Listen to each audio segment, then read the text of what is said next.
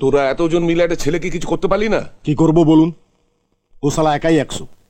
যেমন তার সাহস তেমন তার গায়ের জোর। তোরা থানায় গিয়ে বড়বাবুকে সব বলতে পারতিস। কি আর বলবো, ও তো শালা নিজে থানায় ঢুকে বড়বাবুকে সব অটোওয়ালাদের সামনে হারামি সুরে বাচ্চা যা তা বলে গেল। ছেলেটি কোথায় থাকে জানিস? আপনার দলের ওই নন্দবাবু আছেন না, ওই নন্দবাবুর পাশের বাড়িতে। আগে রিক্সা চালাতো, এখন রিক্সা বেচে দিয়ে অটো কিনেছে। ঠিক আছে তোরা যা, আমি দেখি কি করা যায়। দাদা, অমন একটা ছেলে আমাদের দলে থাকলে খুব ভালো হয়। ভালো করে ট্রেনিং দিয়ে এই ছেলেটাকে বুদ্ধখোল, তারপর ছাপা ভোট এসব কাজে লাগানো যায়। মনে করো ওকে আমি পেয়ে গেছি।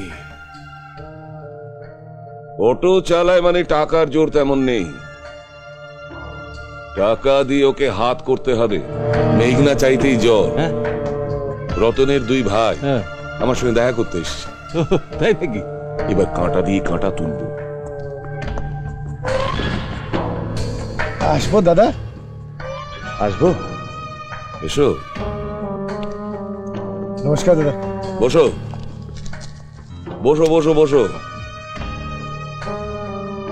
বলো, তোমাদের জন্য আমি কি করতে পারি? সেই দিন রাত্রে আপনি আমাদের বাড়ি থেকে চলে আসার পর দাদা নিজের ভুল বুঝতে পেরেছে।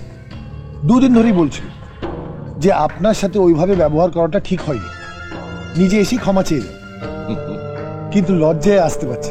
তাই বর্দা আমাদের পাঠালেন, বললেন আমার হয়ে তোরা ক্ষমা চেয়ে বলে আয়, উনি যা করতে বলবেন আমি তাই করব। আর এই তুই বল না। আমি কি বলবো? বর্দা তো তোকেই বলতে বললো। ও, কি বলতে বলেছে তাই বলো না। সামনে পুজো, তাই দাদা বলছিল মানে কিছু টাকা যদি আপনি অগ্রিম হিসেবে দিতেন। এ আর এমন কি কথা, কত চাই বলো না। আরে তোদের কি মাথা খারাপ হয়ে গেছে? হ্যাঁ, আমার মতো সামান্য অটোওয়ালার জন্য তোরা 150 টাকা দিয়ে শার্ট কিনে এনেছিস? আমার জন্য তো 2টো শাড়ি কিনে নিয়ে এসেছে। এই দুটোর দাম কত জানিস? কত? একটার দাম 250 আর একটার দাম 280। কি করেছিসটা কি তোরা? ওরা দুজনেই পাগলের মতো কি কাণ্ড করেছে দেখ। আমার জন্য কত দামি একটা শাড়ি কিনে এনেছে। তোদের বাবা বেঁচে থাকতেও কখনো আমি এত দামি শাড়ি পরিনি। বাবা বেঁচে নেই, কিন্তু তোমার এই 2 ছেলে তো বেঁচে আছে। আচ্ছা এবার বলতো যে এত টাকা তোরা কোথায় পেলি? এমএলএ প্রদীপদার কাছ থেকে 15,000 টাকা নিয়ে এসেছি। 15,000 টাকা? এতগুলো টাকা উনি তোদের দিলেন কেন? আমরা বলেছি যে সামনের ভোটে তুই ওনার হয়ে খাটবি, দরকার হলে বুথ দখল করবি। তোরা তোরা আমার নাম করে? কি রে, তবে যে বললি তুই একটা ভালো চাকরি পেয়েছিস, মালিক আগাম 15,000 টাকা দিয়েছে। হ্যাঁ, চাকরি তো বটেই। প্রদীপদা বলেছেন দাদা যখন রাজি হয়েছে তখন প্রত্যেক মাসে 15,000 টাকা করে দেবে। ভোট হতে এখন অনেক দেরি। তোর যদি ইচ্ছে হয় বুথ দখল করা করবি, নাহলে আমরা 2 ভাই মিলে করব। এখন তো বেশ কিছু টাকা কামিনি। তোরা যা করার করবি, কিন্তু আমার নাম করে টাকা আনলি কেন? তোর নাম না বললে উনি টাকা দিতেন না, তাই তোর নাম বলেছি। তোরা ওই 15,000 টাকা থেকে কত টাকা খরচা করেছিস? 1,400 টাকা। তো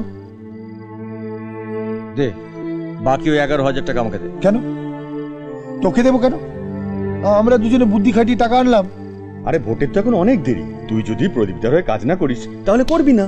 আমরা দুজনে 15,000 টাকা জোগাড় করে ফেরত দিয়ে দেবো। হ্যাঁ, তাহলে তো লাটা চুকে যায়। না, লাটা চুকে যায় না। কাল সকাল থেকে পাড়ার লোক জানবে যে আমি টাকা খেয়ে ওই প্রদীপ রায়ের সঙ্গে হাত মিলিয়েছি। জানুক না, তাতে তোর ক্ষতি কি? এতে বরঞ্চ তোর উপকারী হবে। তুই প্রদীপদার দলে যোগ দিয়েছিস, এটা পাড়ার লোক জানলে তোকে সমীহ করা শুরু করবে। আমি একজন অটোওয়ালা, অটো চালিয়ে নিজের পেট চালাই, কারো সমীহ আমার দরকার নেই। দে টাকাগুলো, দে টাকাগুলো দে। তুই বুঝতে পারছিস না দাদা? আমার বোঝার কোনো দরকার নেই, দে টাকাগুলো দে। আই মেজদার, দিয়ে দে না টাকাটা। না, আমি টাকা দেবো না। ভালো হবে না বলছি, টাকাগুলো দে। আমার সম্মান নিয়ে তোরা ছিনিমিনি খেলতে পারিস না। চালাস তো অটো, অটোওয়ালার আবার কিসের সম্মান জানিস? লোকেরা এখন অটোওয়ালাদের চাকর বাকর ভাবে। কি বললি? চার দোয়াতে দুবেলা দুমুঠো খেতে পাচ্ছিস, তাকে এভাবে অপমান করছিস? দে দে টাকাটা দে।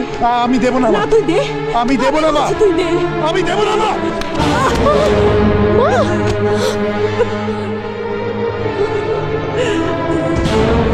তোর এত বড় সাহস, তুই আজ মার গায়ে হাত তুলেছিস? হ্যাঁ, মার গায়ে হাত তুলেছিস? মার গায়ে, হ্যাঁ? মার গায়ে হাত তুলেছিস? হ্যাঁ, মার গায়ে। দে টাকাগুলো দে। দাদা, তুই ছেড়ে দে দে। টাকাগুলো দে।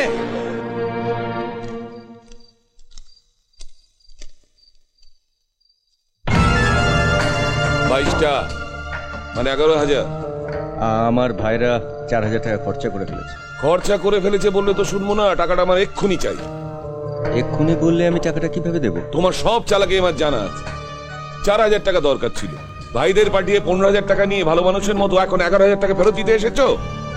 আপনি আমাকে ভুল বুঝছেন দাদা। তুমি কি তোমার অটো নিয়ে এসছো? হ্যাঁ,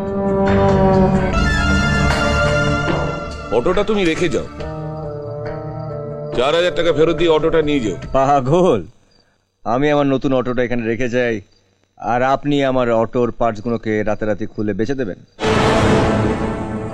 আমি অটোর পার্টস বেচে দেবো? হ্যাঁ, আপনাদের মতন রাজনীতি করার নেতাদেরকে আমি খুব ভালো করে জানি। আপনাদের আঁতে ঘা পড়লে রাতারাতি মানুষের হাত পা কেটে গায়েব করে দেন, আর এটা ধর সামান্য অটো। বাজে কথা বাদ দিয়ে শোনো, ওই 4,000 টাকা ফেরত না দিয়ে তুমি তোর অটো নিয়ে যেতে পারবে না।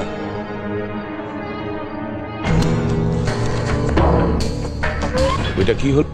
এই টাকাটা তো আপনি আমাকে দেননি, যাদেরকে দিয়েছিলেন আমি টাকাটা তাদেরকে দিয়ে দিচ্ছি, আপনি তাদের কাছে টাকাটা নিয়ে নেন।